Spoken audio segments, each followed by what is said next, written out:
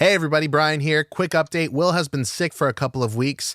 He is currently on the mend, but unfortunately we were not able to keep our regular recording schedule. Fortunately, we were able to schedule some great interviews with a few awesome creators in the ttrpg space. This episode features 3 of those interviews back to back that were a lot of fun to take part in. Will and I are going to try to record this upcoming week, so hopefully we're able to make that happen. If we do, things will return back to normal next week. One final note, I received a bunch of mail from the P.O. Box, so a big thank you to everyone who sent something in. I'll be reading those on the show, but wanted to wait for Will to return so he can be here for it. It's extremely appreciated, so thank you again. If anybody out there wants to send anything to the P.O. Box, you can do so. There is the address in the notes below. Yeah, and without further ado, here's the episode. 1, 2, 3, 4. Shout out to Welcome, adventurers, to the Dungeoncast. Hey everyone, and welcome to the Dungeoncast Creators Corner. Thank you for joining us today. Today we're joined by Scout Underhill, an author, illustrator, and a lifelong professional dog cuddler, creating stories near Nashville, Tennessee. These stories are, as one would surmise, D&D stories, but they are most notably D&D stories about Scout's dogs. So welcome to the show, Scout. Hi, thank you for having me. I'm really excited to be here. Yeah, we're excited to have you. Thanks for coming on. So, before we dive into some of these dog-related questions, why don't you tell our audience about who you are and about your work? Yeah, so I'm Scout Underhill. Like you said, I'm a queer content creator over here in Nashville. I've been doing my webcomic DnDoggos since 2017. It's been a little bit paused since I've been working on the graphic novel, but that's been the majority of my life for the past several years is D&D and dogs. That's amazing. I love the art style. Everything.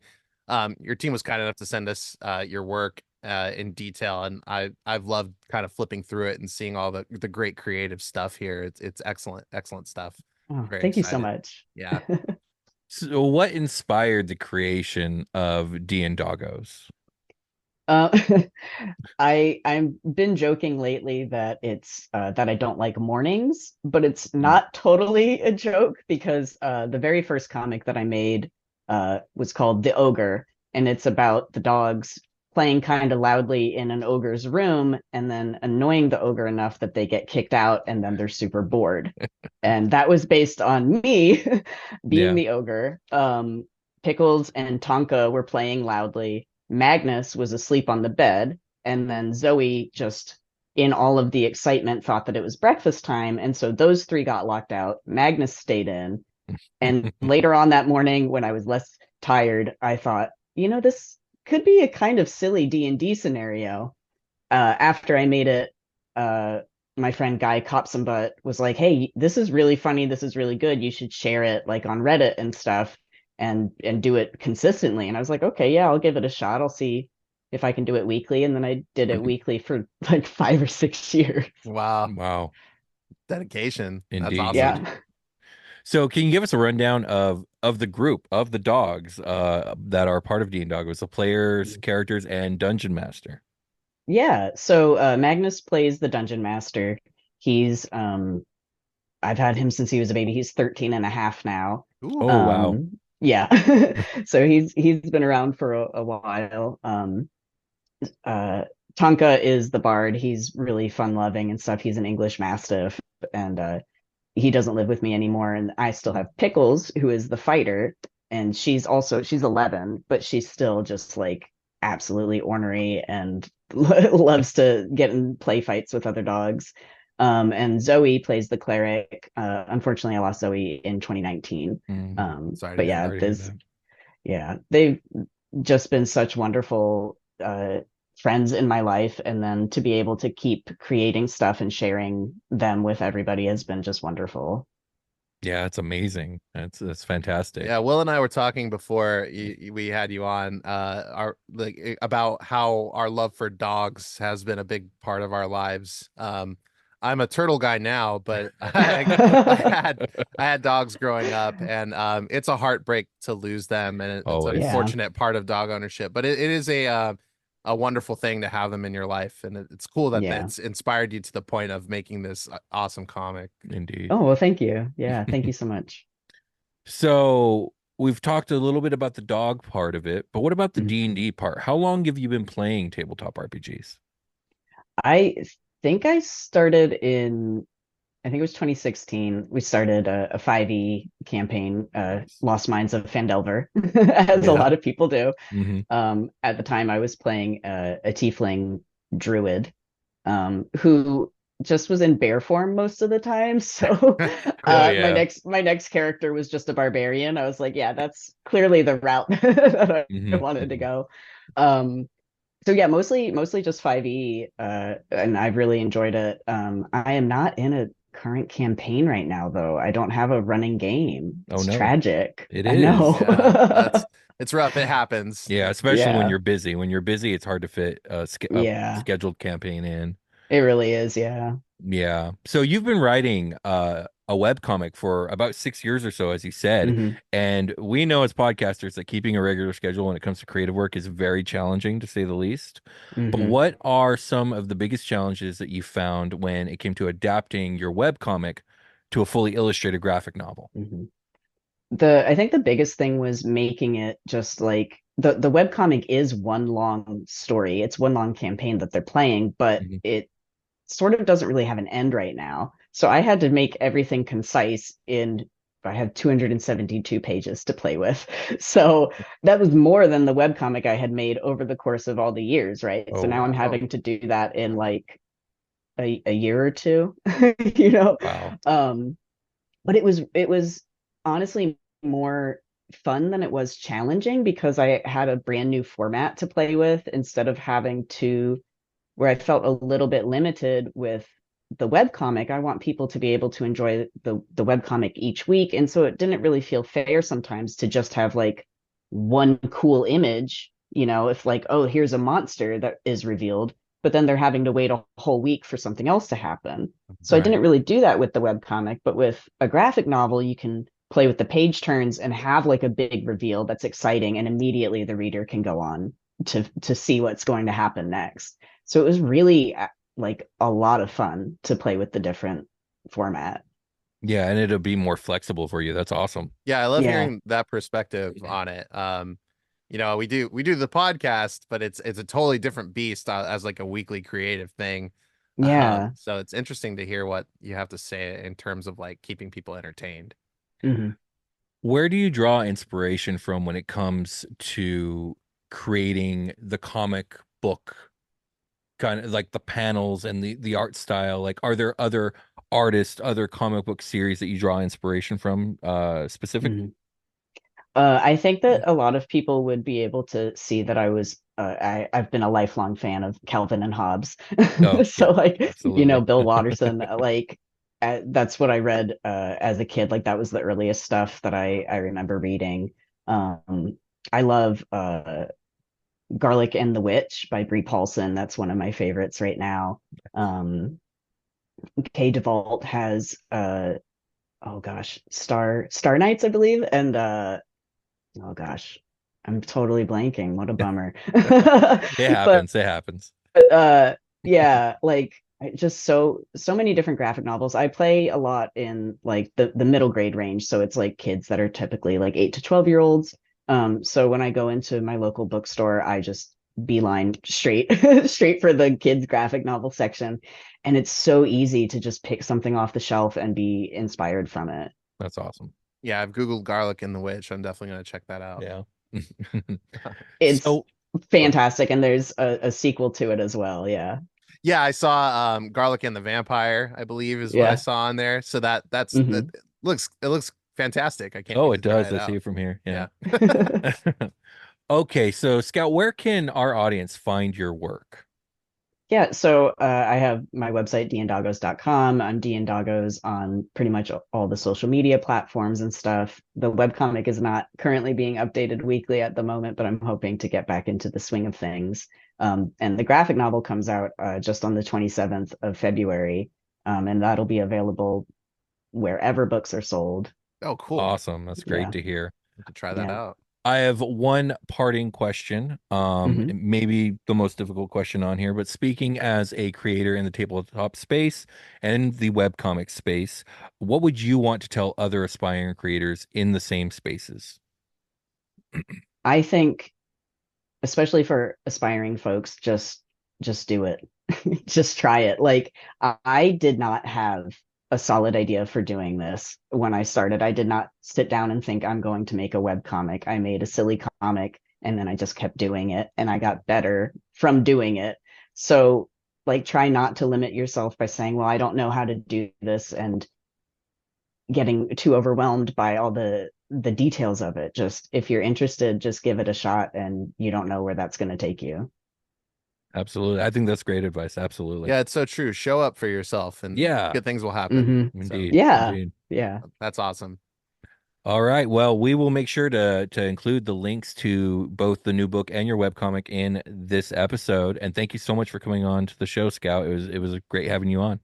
Thank you so much for having me. This was fantastic. Yeah, Yeah, absolutely. we'll let you know when everything airs and everything. Yeah, but yeah, thanks for me as well. Thank you so much for coming on. I really Yeah. appreciate it. Yeah. Thank you. I appreciate it.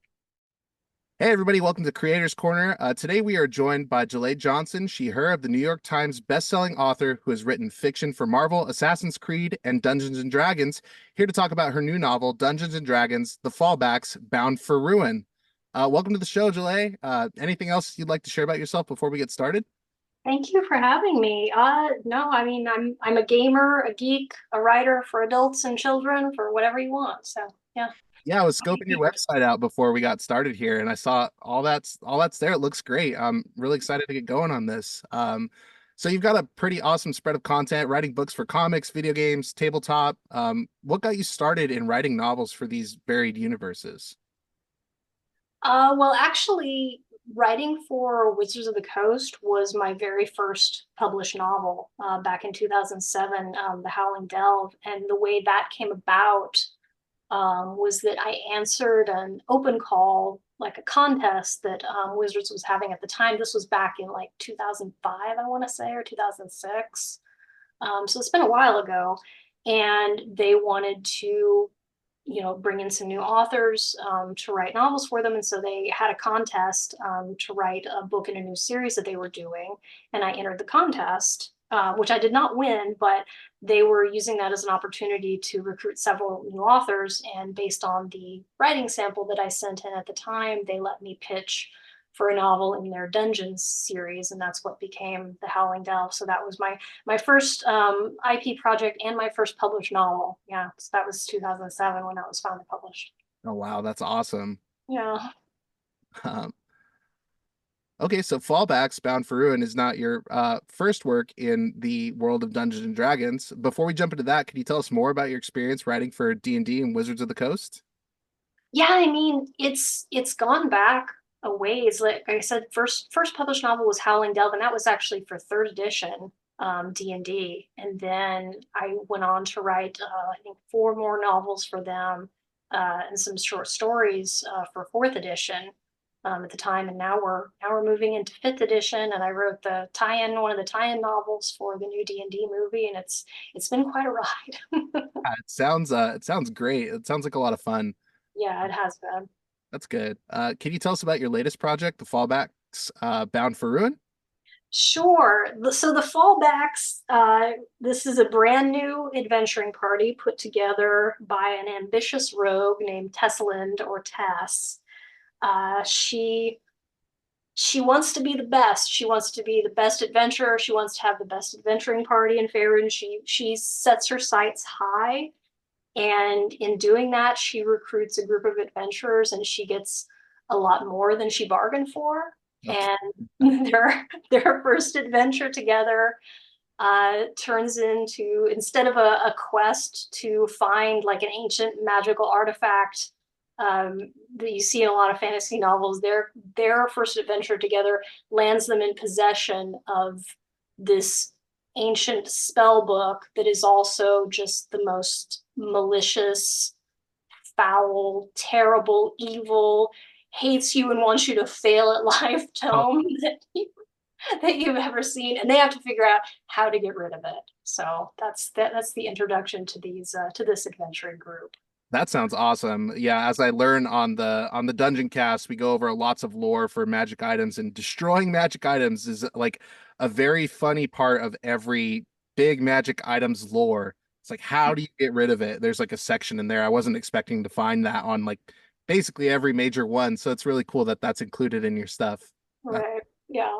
Yeah. How do we get rid of this thing we thought we wanted, but no, now we don't want any part of it. Oh yeah. Yeah, that was fun to explore. Well, can you give us the rundown of the adventuring party? Did you draw on your experience playing D&D for the characters or the book in general? So yeah, the idea here was to you kind of have your core character classes, right? You got your fighter, you got your rogue, your wizard, your cleric, and your bard and your pet monster too. Cool.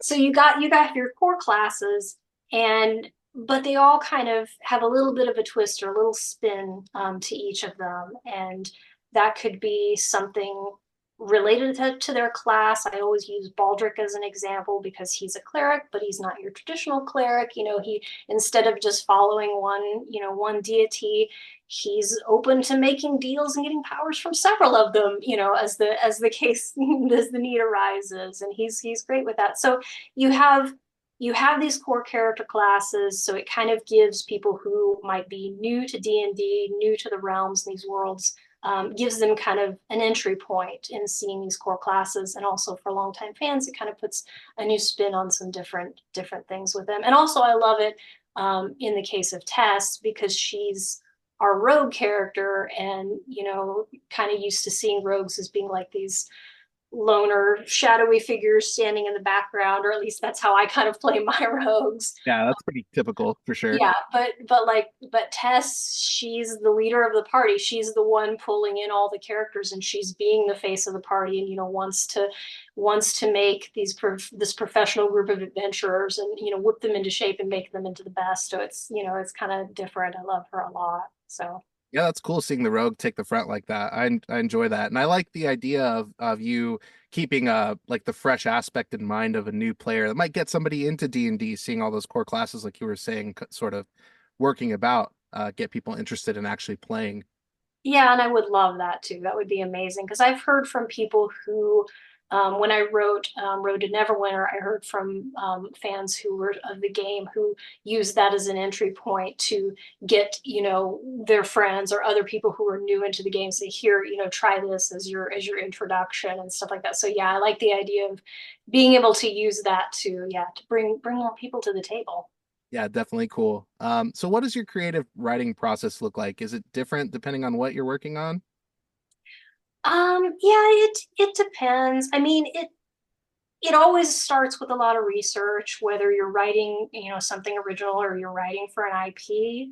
It just kind of, that looks a little bit different based on, what you're writing for. With D&D, it's, I might be spending the morning with the monster manual, flipping through some stuff, or doing, some research on some old dungeons, and or something like that. And if I'm writing for, if I'm doing Assassin's Creed, it might be rewatching a bunch of cutscenes from Assassin's Creed Valhalla to, remember the story and refresh yourself on the characters and things like that. So yeah, any given day, the research process can look very different, but that's kind of where I start. And then, kind of bringing in the characters and the plot and the setting. And yeah, so just, it varies project to project.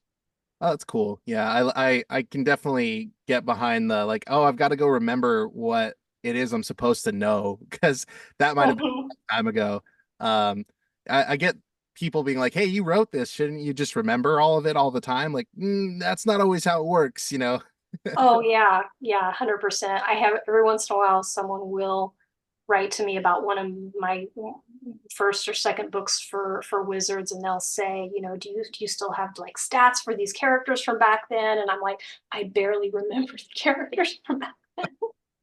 Yeah, that's a tough one. Gotta take good notes on your own stuff sometimes, or Yeah, place yeah, it's good that you can go watch the cutscenes and like reference all that. That's fun. exactly. Thank God for YouTube. Yeah. Thank God for YouTube. So you write for both young readers and adults. Does your approach to your work change depending on which demographic you're writing for? Yeah, it's interesting. One of the biggest differences, well, two big differences I found between writing for like middle grade audiences and adult audiences. The first thing was pacing. Mm, I was always being told by editors when I was writing middle grade, we got to pick up the pace. We gotta go fast. We're working against, kids who have all these other kind of distractions and things that they're competing for their attention. And right. so the story's got to move. And that actually, it really taught me a lot about writing and tightly pacing and short chapters and kind of embracing that, pare it down to the essentials and keep the story moving, to the point where I think I brought some of that back to writing for adults, because I get I get compliments from editors who are like, "Oh, this is so tightly paced. I love it."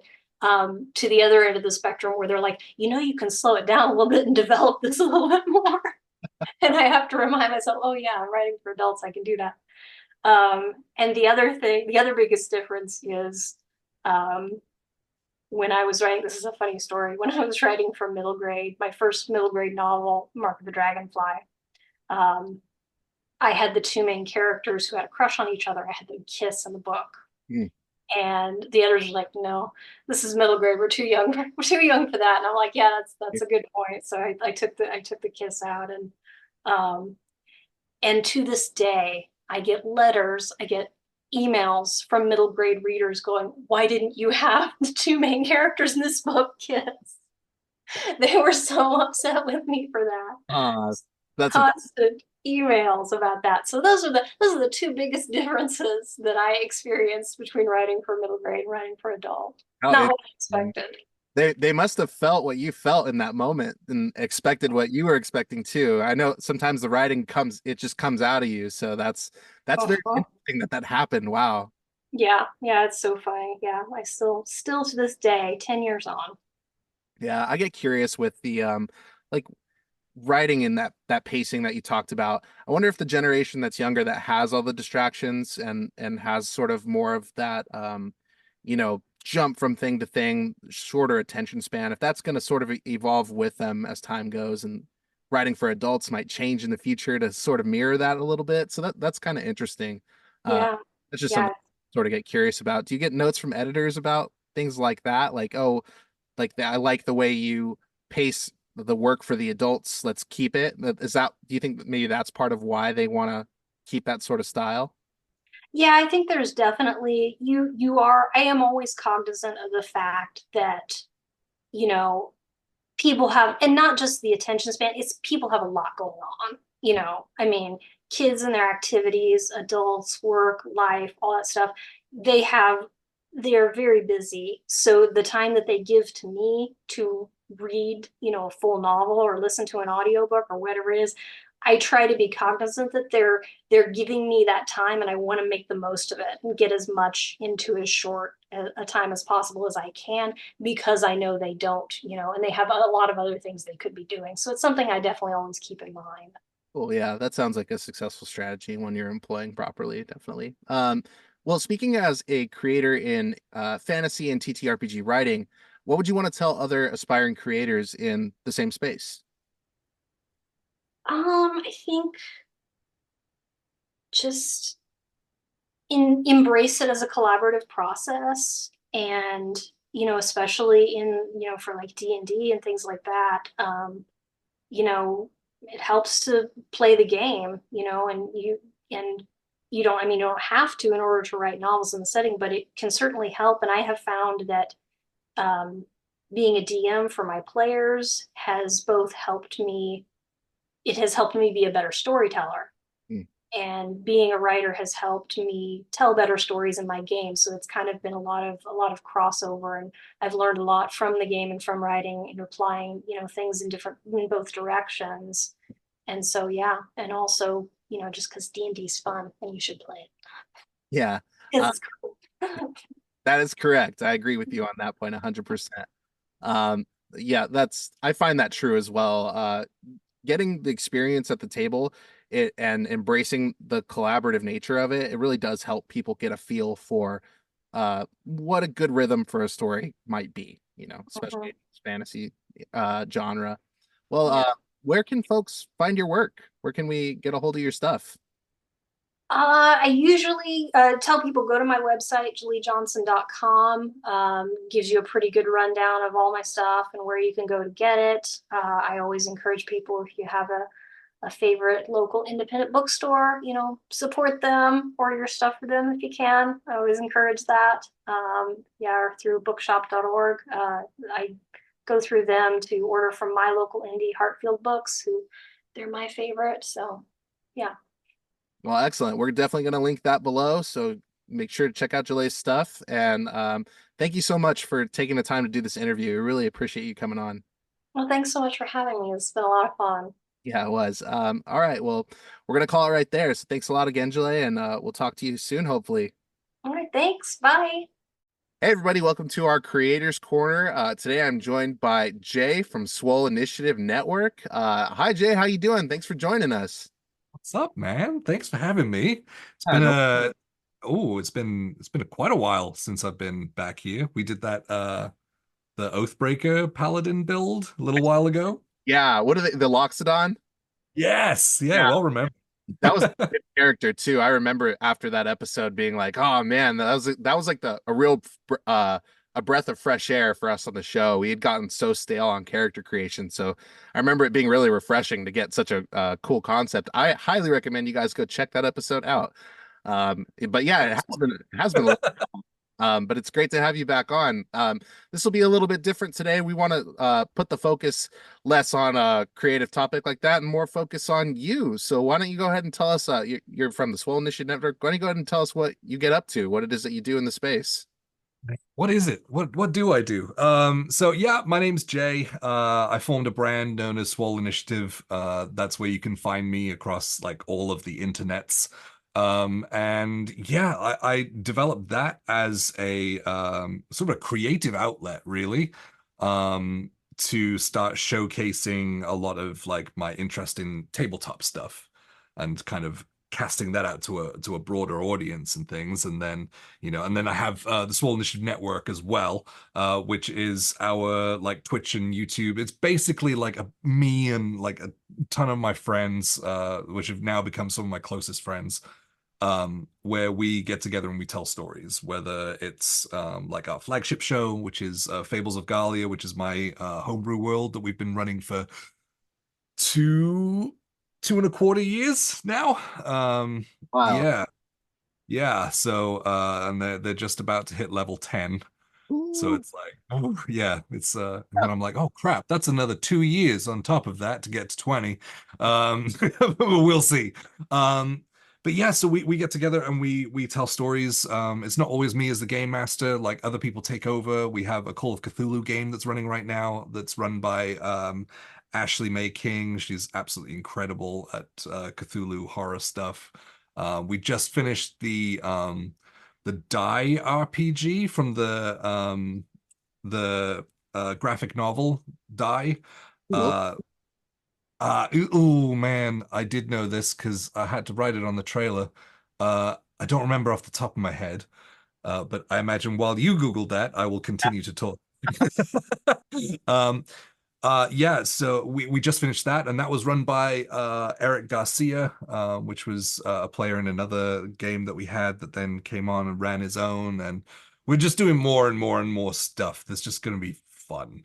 But that's just where we go to tell stories. Swole Initiative itself is me and the stuff that I do. So I do a lot of informational tutorial or just sort of entertaining skits based around D&D and TTRPGs and things. I try and be funny. It's either laughing at me or with me. I don't mind which. But yeah, I just try and spread like a message of inclusivity and positivity through tabletop because there's enough I was gonna swear there's enough crap in the world.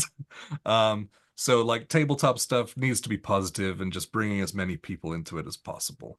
I wholeheartedly agree. There is a lot of crap in the world, especially right now. But yeah, that's definitely I can speak from experience. I know you from Instagram. I found you on Reels, and I wholeheartedly enjoy your content to this day.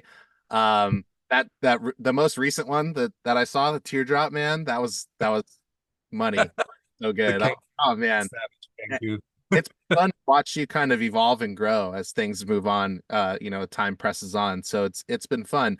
But yeah, how did you get into did you start when did you start like with the network, and when did you start doing stuff on Instagram? Where does the line seems a little blurred for me. I'm not sure when that Yeah. crosses So over. let me go chronologically. So I was a what would be considered a content creator before I think that was a position. Yeah. I think that was so I got sponsored by a company called Flex Comics because I was a national level powerlifter. And so most of my content and stuff was based around fitness things. And so they're like a nerdy based gym wear company. So they kind of mix like nerdy tropes with fitness stuff and like combine them. Like they have a whole series on Pokemon called Bulkimon and Oh, stuff. And yeah, it's cool. I've seen those. yeah. So yes, that's them. That's Flex Comics. So they sponsored me back in 2015. And yeah, they would send me these shirts, and so I would take them and then like write a skit and then go and film it. Just for promotion for them. Like it wasn't anything like I thought that it was gonna like take off and be huge or anything. But that kind of sitting down and writing skits and assessing like filming angles and things like for the like visual based storytelling. That's kind of where I got my start in it was that. Like the one that sticks out is they did a shirt that was based on like Pokemon Go when it just came out. It's like I Pokemon go to the gym, or it was something like that. It was funnier. Um, but yeah, so I did this whole skit based around me like running around my front yard, like trying to catch a Pidgey because they were everywhere at the time. Okay. And I kept like missing and things, and so I went to the gym and I started doing like arm extensions, like with cables and stuff, like to get my throwing angle good and stuff. And then yeah, and then but that's kind of where I got started with creating like skit based stuff. And then fast forward a little bit, and then I kind of stepped away from competing in powerlifting and became a beard model for a little while. My beard was a lot bigger, and I took a lot of care over it. And so I would do like sort of stoic like portrait work and stuff, like self photography and stuff.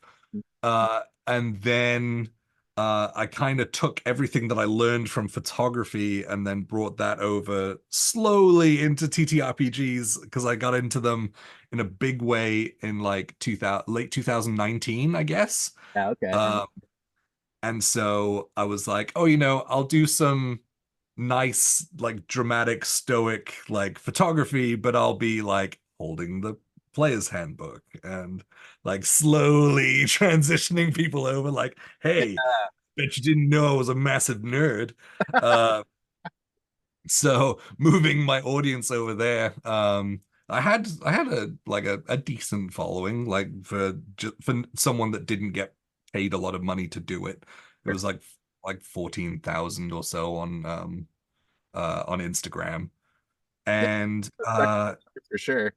yeah. And then sorry, go on. Oh, I said especially for the time, things have grown since then. Yeah, well, that was it. Well, Reels started then. Because I was on TikTok and I was like, I don't like this. Like it might just be because I'm old, but like I looked at it and it was messy and I didn't like the aesthetic of anything. And I was like, oh, I like the idea, but I don't like the execution. Right, okay. Uh, and then Reels started and I was like, oh, okay. So I took like the skit stuff that I've been doing for friggin' years over and put that onto like Instagram. And that's where like my popularity, whatever that is, sort Right. of took Your off. outreach. Yeah, that's it. And yeah, I was just known as I guess the guy that made funny D&D videos and things. And then as I started progressing with that, I started trying to use my platform to break down the barrier um into TTRPGs because like D&D is weird, right? As a hobby, it's not something you can just pick up and do. You kind of almost need an insider to let you in. Yes. And That's very so yeah, and so like it's weird. Like it's not like video games. You can just like pick up the game and like, well, I know you download it now. Back in my day, we'd put the disc in or the cartridge and you'd have to blow on it. true. So yeah. So and you just plug and go. But that's not the case with D&D and TTRPGs, especially when you're trying to get into it. So that was my idea behind the overall message behind the jokes. Yeah, yeah. Yeah, and then a little while after that, I got invited to go and stream on a channel as a player, and that was one of my goals was I wanted to get into an actual play stream, and so it was like, yeah, great. So it went on there, and I was in two games as player, and the channel came to a point where the channel owner was stepping away, and so it was being sort of managed by several of us.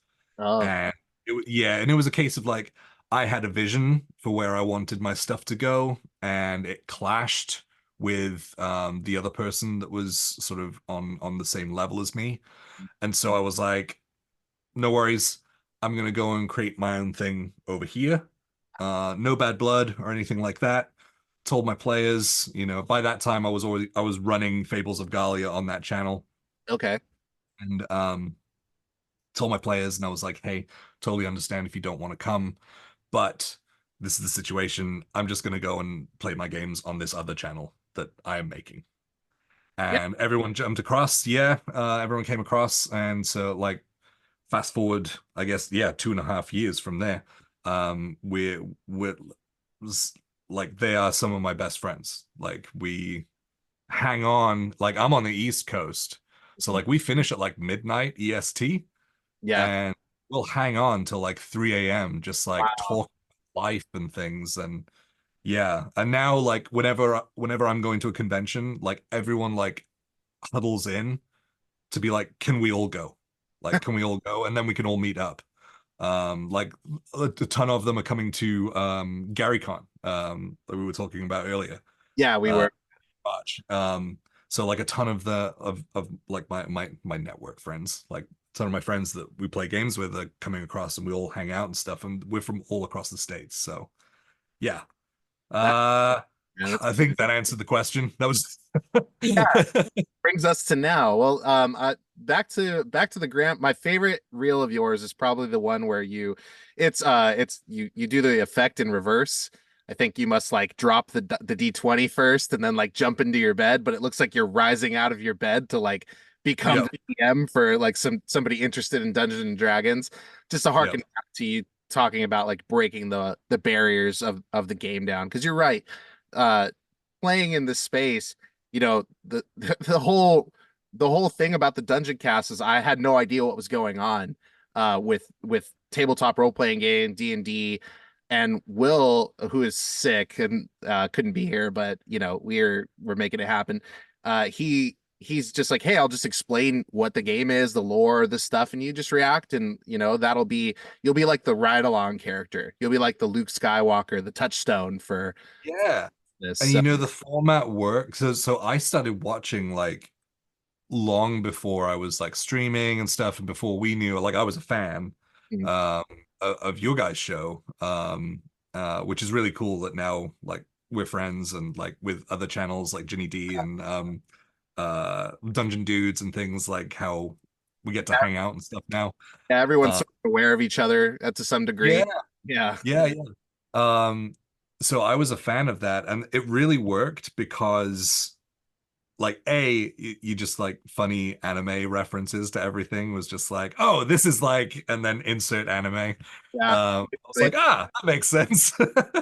But also it works because you are playing the part of the person being educated. Mm-hmm. And so you do ask like good questions and stuff from someone who doesn't know, which is a big part of what I am currently doing. I'm currently filming a ton of like tutorial how to play D&D, like how to get into it and play, even if you don't know anything or anyone that plays. That's wonderful. I think that's really great and something that the game needs because there are touchstones out there. Obviously Critical Role is a big one for people. If they've never seen the game played before, that is a place where a lot of people started and they model their games off of that space. But it's good to have lots of different creators kind of if that's the approach you're taking, then there's definitely places I point people to. And something like that is great. Are you doing that on YouTube right now? Because I've Yes. seen your stuff on YouTube start to kind of kick off too. So that's really cool. Yeah, I've just been posting some shorts on there and stuff, just kind of being like, hey, I'm here to like get some eyes on it and things, and to let a lot of like my other like audiences and things know that I'm gonna be over there. But I do have long form videos like in the pipeline and things that I'm filming and editing and stuff to get ready. But something that I noticed myself from when I was learning was that there was a gap in the market in videos that are aimed at people that don't know anything. Like most of the videos that I saw when I was like diving in to learn more about how the game is actually played were like these 45-minute like video essays that like dive way too in depth into things that like you don't really need to know. And it's people that have been in the hobbies for so many years that they've kind of like distanced themselves from the people beginning. Mhm. So I am approaching it. So I used to be a teacher for a little while. So I'm kind of drawing on some of that to be able to break down concepts into what do you actually need to know and what can you pick up along the way. Right. Yeah. That's good. That's really good. We noticed the same thing. We do mainly our podcast is like our bread and butter sort of thing that we ride with, but we'll do like we saw that and we're like, hey, what can we do that's like a 5 minute short for people that can help? And some of our most successful stuff on specifically YouTube has been like, hey, here's D&D explained in 5 minutes. Or whatever. Yep. That one took off. Combat explained in 5 minutes, just to give people an idea of what it's like. So I think that's really admirable that you're taking that approach and considering people that are new in that way, because that really is why I think more people don't play the game is because they feel like sort of boxed out, you know. Yeah. It's intimidating, like being on the other side of the wall and then being handed these three giant ass books. Yeah, It's a like, lot of reading. here, study. And it's like, I have to study to play the game. Like Dungeons and Dragons, this is just math in disguise. exactly. So yeah, it's like, I don't believe that new characters, or new players rather, coming from like even my experience of joining into the game, you don't make a character. Don't make a character. Be given one and just jump into the game and figure it out. Uh I think like good approach in a lot of instances. It's definitely one of many, but one I can get behind for sure. You know, Yeah, at least even for a one shot. Like if you're jumping into a campaign, you want your character to be someone that you really believe in. But I mean, even if you're jumping into a campaign, you could be like a throwaway character that's there for a couple of sessions, have them go away, and then bring your real character in, where you're like, okay, I'm ready to go. right? Yeah, Just because, so like, I use the metaphor of driving a car, right? Like everyone learns to drive a car because you have to get from A to B. Mm. So, before you learned how to drive a car, did you learn how to take it apart and put it back together again? It's a good point. I did Like, not. do you need to know all of the behind the scenes things that generate all of the numbers that are in front of you? Or is the goal to get in the car and drive it? Right, Like, exactly. so, yeah. Yeah, as a dungeon master, I have a lot of people that they, coworkers or friends that I've had for a while. They know what I do. They're like, dude, you were never into this. What happened? You just got into it randomly? I was like, yeah, well, I met Will at a job and we spent 8 hours a day together and he would just talk my ear off about it. That's what he wants to talk about. I was like, hey, this sounds pretty cool. I like Lord of the Rings, you know? And Yeah. and now that I've kind of absorbed all the of his knowledge and I have a lot of experience with lore and all that stuff and the mechanics, I'm obviously set in. I can dungeon master a game now. Um, I just take the approach of that as well. Like, hey, do you have a character concept? If you have an idea, it's sort of like a step beyond pre-gen character is okay, let me help you build your concept and then just sit down and I will guide you through the steps, as we play. So Exactly. that's a good way to approach it. And I know some people doing they're playing Wild Beyond the Witchlight, brand new DM, and everybody's got a pre-generated character, and it's cool because they have a few people that are, if you're worried about like, oh, your veteran player is going to sit at this table with a pre-gen character. Well, a lot of people don't play the wizard for a long time, because even that for players can be daunting if you've been in the game for a while. But maybe that's their chance, a pre-gen wizard right here with this list of spells that you got to learn how to do the casting. Just Yep. figure it out. That's it. Learn That's how it. not to get hit by swords. That's it. Exactly. Yeah. I guess like pulling on my teaching background and stuff, like because I was a teacher in a high school, but then I was also strength and conditioning coach. So for athletes and things, I coached a lot of athletes in Australia, and that like seeing the click gives me good feelings. Like when they get it and you're like, yes, like that's what I love. And so I do enjoy DMing. So I've been hired to do like some events and things where, you go out and it's a mixed bag of experience that's in front of you. And so being able to just calm the anxiety down of getting into that, where they don't know what they're doing, Right. and just like, make an attack roll and their eyes just go wide and you go, okay, what you're going to do is you're going to roll that dice there. What'd you get? Got an 18. That's awesome. Now you're going to add this and then this. And they're like, oh, okay. Like, great, you hit. And they're like, oh, awesome. Yeah, then you get to describe them blasting an orc's arm off or something like that. Yeah, there you go. Yeah. So, like some of my favorite parts about DMing are making the players feel as cool as possible. Yes. Like That's fun. Yeah. Everyone as much as I enjoy like being the villains and coming up with their like reasoning and things, like having them be defeated and like, I'll do a how do you want to do this moment, and they'll give me like a little bit and then I'll just like embellish on it and you can see them be like, yeah.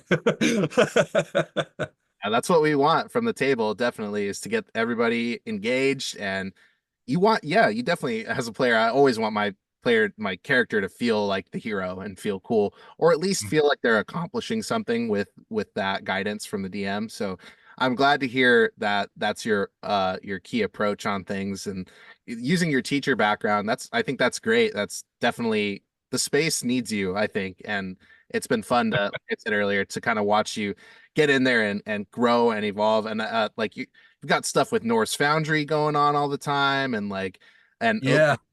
well, you're talking about the con circuit and all the stuff you're doing for that is super admirable. I think it's great that you're putting yourself out there so much, even though it's a lot of additional work to take on. It is. Yeah, you can tell by the bags under my eyes. But yeah, I'm doing lots of like I took over like the Norse Foundry YouTube and I do a lot of their stuff. Like just free educational stuff for them, and then also like I use my videography to like make cinematic product videos and things for them and whatever.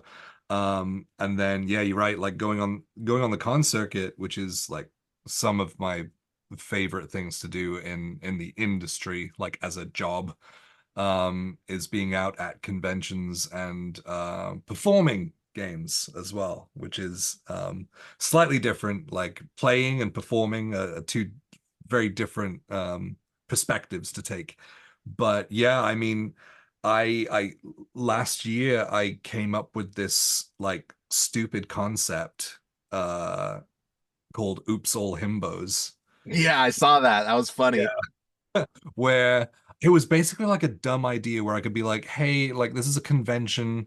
If you're gonna pitch an idea for a game to be like on a stage, like no matter which one it is, it's got to be something interesting that they think people are gonna want to watch. Sure. And so I came up with the Oops All Himbos thing, and I managed to convince like a bunch of people to, a bunch of my friends, I should say, to jump in, like Jesse Jerdak and Luis Carrazzo, of Critical Role fame, and Kyle Shire from Critical Role. He's one of the producers there that's occasionally on screen. Um, and Danny Quatch from Roll20. He's like one of my really close friends. I've known him for over 10 years, before we were in tabletop together. Cool. And Critical Bar, obviously, like Omega Jones. He was they were awesome on there as well. Man, I'm floundering for names because I'm on the spot. But yeah, like having all of those guys around to perform out like what is essentially like a really dumb game, but the messaging was all based on like acceptance, like pro LGBTQ, like pro acceptance, that sort of platform. I wanted to take another step further. And so it was a comedy game. It was all stupid. Like they ended up facing a troll, but it was an internet troll. Like That's good. That's pretty good. thank you, on the nose. Yeah. Uh and now the audience kind of expects it. It's like, where is this going? Like, what pun have you come up with this time? Yep. Yeah. And yeah, it was just like this really positive environment. And then that turned into like Oops More Himbos that we did at PAX Unplugged, which yeah was chaotic as all hell. That was, what did they defeated toxic masculinity incarnate. There you go. Yep. That's a good. And now I'm gearing up for Gen Con, where we'll be doing Himbos 2. This time it's bisexual. I love this stuff, man. Yeah, I gotta make sure I catch that one. This is great. Yeah, it should be streamed. So, but yeah, like these games that are just like feel good moments, but they're essentially just like comedy skits, comedy improv skits with D&D rules dropped into it. Right. Yeah. I've run games like that before. They're a lot of fun. So I'm glad you're doing that. That's great. The visibility is good too. We're always looking for like, especially lately, we want to make sure that we're getting like a lot of people that are from different backgrounds and different, you know, different walks of life. It's great to have that representation. I'm glad to hear that you're pushing for that. So that's good. Dude, 100%. Like I know that it is my responsibility as, a big tattooed white guy with a beard that plays tabletop games. Yeah. To like create a platform for like marginalized folks, Yes. and so that's been a big part of my sort of game plan with games that I put on or stuff that we run on stream and things, is just making sure that we have like a huge focus on diversity, because I might be the one that's kind of at the forefront, which may or may not come because of certain advantages that I have, but I'm going to use that advantage to then bring other people up at the same time. That's good stuff. Yeah, these creative corners that we're doing recently, we're trying to pull from, lots of different areas. So I understand what you're getting at, and we've been sort of lax on guests and stuff like that. We want to gear up into it. So yeah, I agree with you 100%. Very important to showcase that. Me and Will's white passing, technically not a white guy, I guess, but I am. So yeah, we understand that we need to do more for the community in that regard. We sit, our main thing is the podcast, so we do put it on video, but we're sitting behind a microphone, so people may or may not know what we look like for the majority of our audience, but I 100% agree with you. I think that's wonderful and awesome. So I know you're going to be at all these different conventions, like a slew of them. Is there anything you want to plug or anything that you want to let people know that you're going to be at? Oh, Um, man. I know you were telling me all the stuff. I was Yes. like, oh, quite a bit. So things that I can talk about. Um, things that I can talk about that aren't breaking NDAs. I will be at public conventions. I will be at AwesomeCon next weekend. Yes, next weekend. What is that? I only know I only know dates in terms of what happens before that. So, but it's the second week of March, so I'll be at AwesomeCon in DC. Okay. Hanging out with Jaleigh. And then after that, I will be at GaryCon. So if you see me there, if you're going to Wisconsin, why? But also if you are there, and you do see me, like flag me down. I have like I have resting Viking face, but like please come and talk to me because I do enjoy meeting people. Not football season, but if you're in Wisconsin, it's probably for GaryCon if you're not from there. So go check out Luke yeah, guy. Luke is awesome. Luke is awesome people. And there's tons of amazing people that go there. I got to interview Larry Elmore at his very last convention appearance. Wow. Last GaryCon. I still haven't posted that. Like 20-minute discussion, and we talked about everything about his life except Dragonlance. Oh, well, okay. Which was painful because he gets asked about Dragonlance all the time. Anyway, so yeah, I'll be at GaryCon, and then come summertime, I should be at San Diego Comic-Con. And then that will run into Gen Con, and then that will run into Dragon Con or PAX West, but probably Dragon Con out of the two. And then I'm a guest at QuestCon in Florida. Wow. In October, I think early October. They moved the date around a little bit. But yeah, I'll be out there. I think that's near Orlando. So QuestCon, check it out. I'll be there. And then PAX Unplugged will cap off the year. And then next year, I believe a book that I contributed to, a setting book, which I designed an entire nation of lots of different people and all interacting and things together. That should be, I think, kickstarted next year, I believe. Can't talk about names or anything specific, but right on. Look out for that. And then obviously my YouTube channel. So I should speak this out because I spoke it out in a previous interview, and so I should do it more because then I'm pinned down to doing it. Because I'm ADHD, so I'm very much ideas all the time. But I have so it's D&D 50 this year, right? 50th anniversary of D&D. Yeah. So I am going to run a stream on YouTube on my YouTube channel, which is just at Swole Initiative,